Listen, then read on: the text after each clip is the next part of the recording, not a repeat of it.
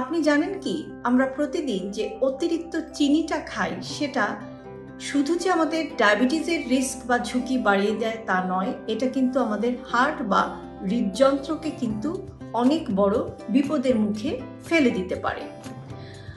আমাদের জীবনে বেশ অনেকটা অংশ জুড়েই কিন্তু চিনি রয়েছে। আমরা চায়ে চিনি খাই, আমরা কফিতে চিনি খাই, আর মিষ্টির মধ্যে তো চিনি আছেই।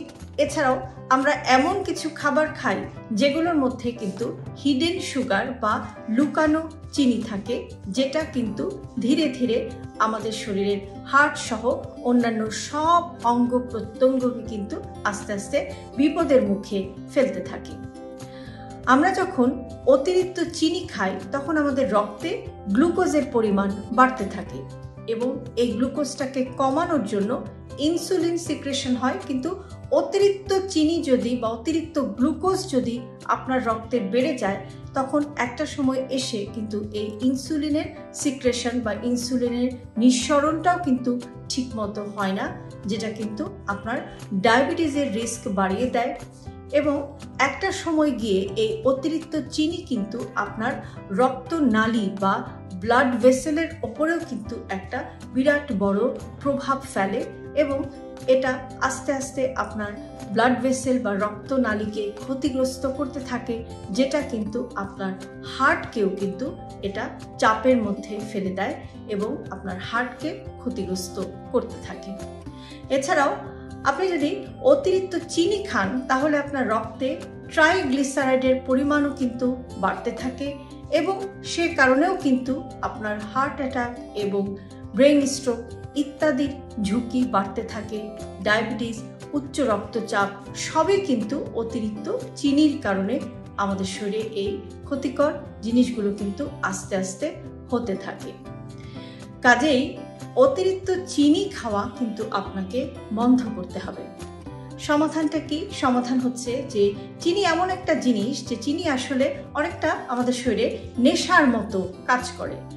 তো চিনি জাতীয় খাবার খেলে দেখা যায় যে আমাদের একটা ভালো ফিলিংস হয়, একটা মজা লাগে এবং এই যে মজা লাগতে থাকে, এই যে সুগার ক্রেভিংসটা হতে থাকে, বডি এমনভাবে চলতে থাকে যে বডি কিন্তু আস্তে আস্তে আরেকটু চিনি খাই এরকমের একটা কিন্তু আপনাকে কিন্তু এরকমের একটা সিগন্যাল আপনার ব্রেইনকে দিতে থাকবে এবং সে কারণে কিন্তু আস্তে আস্তে মিষ্টি জাতীয় খাবার বাড়তে থাকে।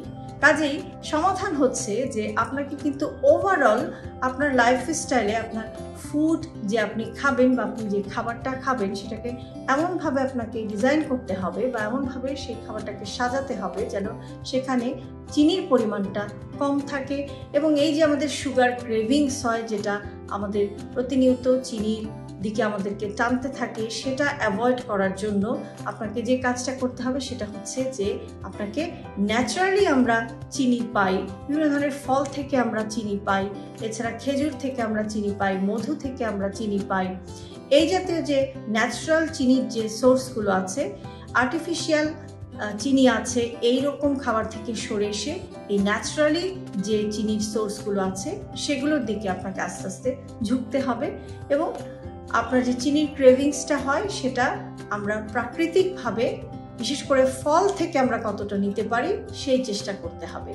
এবং আপনি যখন প্রক্রিয়াজাত খাবার কিনতে গ্রসারি শপে যান তখন দেখবেন যে একটু খেয়াল করবেন, সেই খাবারের লেভেলটি একটু দেখে নেওয়ার চেষ্টা করবেন যে সেখানে আসলে চিনির পরিমাণটা কতটা আছে। তো ওভারঅল আমরা যদি একটু একটু করে চেষ্টা করি, আমি জানি যে এটা একদিনে করা সম্ভব নয়, কিন্তু আস্তে আস্তে যদি আপনি চিনি খাওয়া থেকে সরে আসতে পারেন, ধীরে ধীরে অতিরিক্ত চিনি খাওয়া থেকে যদি আপনি সরে আসতে পারেন এবং আপনার ফুডকে যদি আপনি হেলদি বানাতে পারেন, অর্থাৎ ন্যাচারাল চিনি আছে এই রকমের খাবার দিয়ে যদি আপনি সাজাতে পারেন, তাহলে দেখবেন যে আপনার সুগার ক্রেভিংসটাও কমে যাচ্ছে এবং আপনার এই অতিরিক্ত চিনি খাওয়ার যে নেশাটা সেটাও কিন্তু আস্তে আস্তে কমে যাচ্ছে।